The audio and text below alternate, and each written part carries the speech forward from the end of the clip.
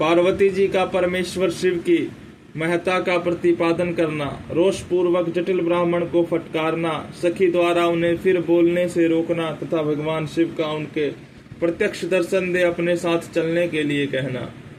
पार्वती बोली, बाबा जी, अब तक तो मैंने यह समझा था कि कोई दूसरे ज्ञानी महात्मा आ गए हैं, परंतु अब सब ज्ञात हो गया है, आपकी कलई खुल गई। आपसे क्या कहूँ, विशेषतः उस दशा में जब आप अवधेय ब्राह्मण हैं। ब्राह्मण देवता, आपने जो कुछ कहा है वह सब मुझे ज्ञात है, परंतु वह सब झूठा ही है, सत्य कुछ नहीं है।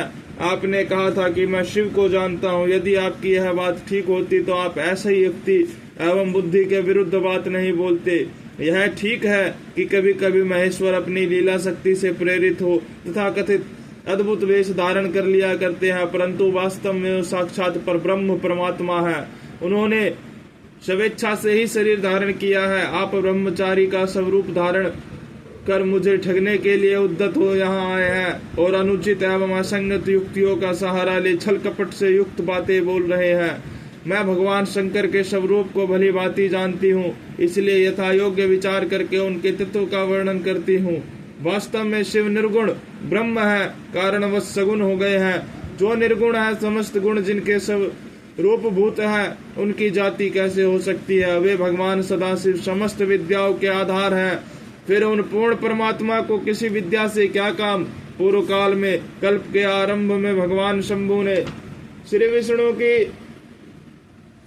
उच्चावास रूप से संपूर्ण वेद प्रदान किए थे, अतः उनके समान उत्तम प्रभु दूसरा कौन है? जो सबके आदि कारण है, उनकी अवस्था अथवा आयु का माप तोल कैसे हो सकता है? प्रकृति उन्हीं से उत्पन्न हुई है, फिर उनकी शक्ति का दूसरा क्या कारण हो सकता है? जो लोग सदा प्रेम पूर्वक शक्ति के स्वामी भगवान शंकर का भजन करते हैं, उन्हें भगवान शंभु प्रभु शक्ति, उत्साह शक्ति और मंत्र शक्ति, ये तीनों अक्षय शक्तियां प्रदान करते हैं। भगवान शिव के भजन से ही जीव मृत्यु को जीत लेता है और निर्भय हो जाता है, इसलिए तीनों लोकों में उनका मृत्युंजय नाम प्रसिद्ध है। उन्हीं के अनुग्रह से विष्णु विष्णु तत्व को, ब्रह्मा ब्रह्म तत्व को और देवता देव तत्व को प्राप्त हुए हैं। शिव जी का पक्ष लेकर बहुत बोलने से क्या लाभ? वे भगवान स्वयं ही महाप्रभु है। कल्याण रूपी शिव की सेवा से यहाँ कौन मनोरथ सिद्ध नहीं हो सकता? उन महादेव के पास किस बात की कमी है जो कि भगवान पास किस बात की कमी है जो वे भगवान सदाशिव स्वयं मुझे पाने की इच्छा करे?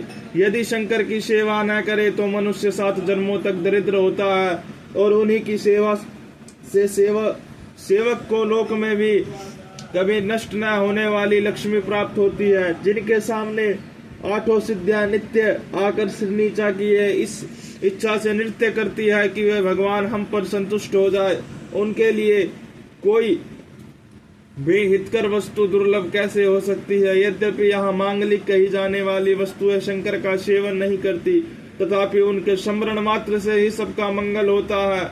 जिनकी पूजा के प्रभाव से उपासक की संपूर्ण कामनाएं सिद्ध हो जाती है, सदा निर्विकार रहने वाले उन परमात्मा शिव में विकार कहाँ से आ सकता है? जिस पुरुष के मुख में निरंतर शिव यह मंगलमय नाम निवास करता है, उसके दर्शन मात्र से ही अन्य सब सदा पवित्र होते हैं। जैसा कि आपने कहा है, वे चिता का भस्म लगाते हैं, परंतु यदि उनका लगाया हुआ भस्म पवित्र होता तो उनके शरीर से झड़कर गिरे हुए उस भस्म को देवता लोग सदा अपने सिर पर कैसे धारण करते?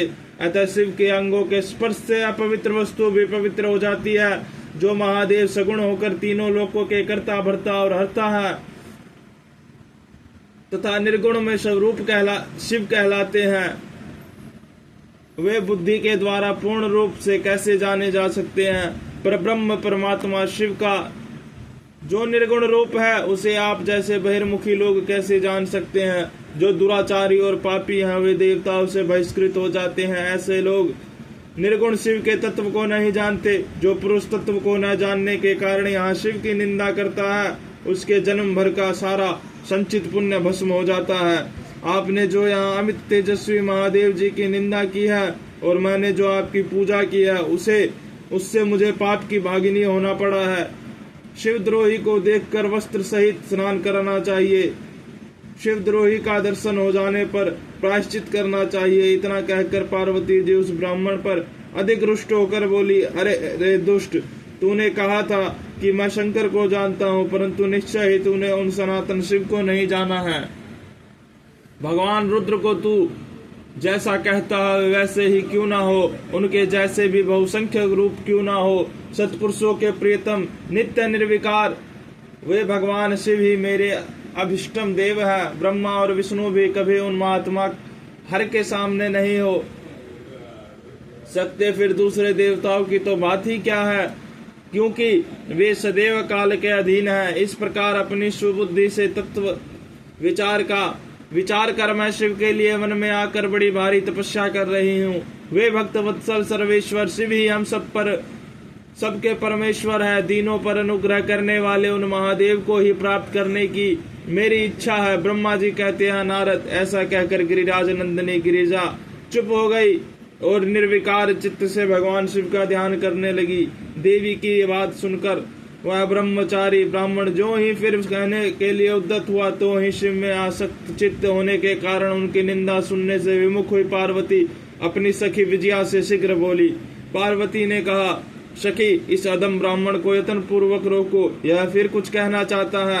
यह केवल शिव की निंदा ही करेगा। जो शिव की निंदा करता है केवल उसी को पाप नहीं लगता, जो उस निंदा को सुनता है वह भी यहाँ पाप का भागी होता है।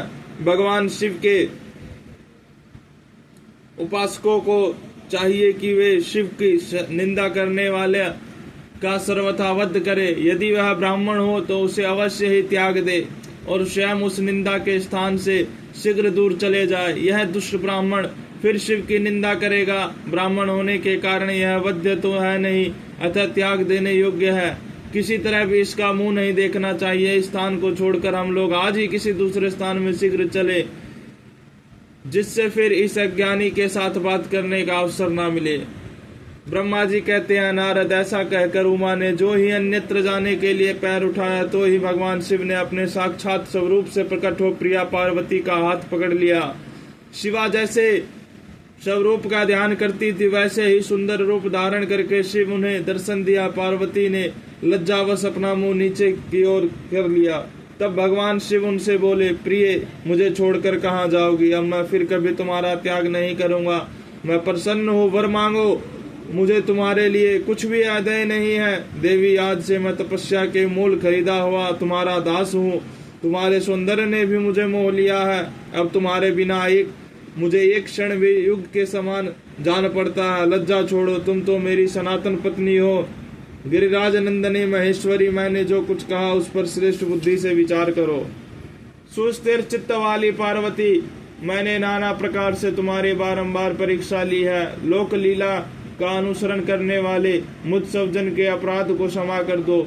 शिवे, तीनों लोकों में तुम्हारी जैसी अनुरागिणी मुझे दूसरी कोई नहीं दिखाई देती। मैं सर्वथा तुम्हारे अधीन हूँ। तुम्हारी इच्छा पूर्ण हो, प्रिय, मेरे पास आओ। तुम मेरी पत्नी हो और मैं तुम्हारा वर हूँ।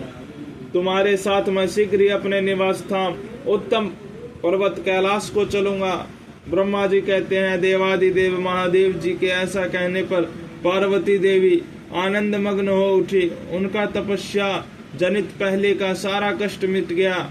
मुनि श्रेष्ठ सती साध्वी पार्वती की सारी थकावट दूर हो गई, क्योंकि परिश्रम फल प्राप्त हो जाने पर प्राणी का पहले वाला सारा श्रम नष्ट हो जाता है।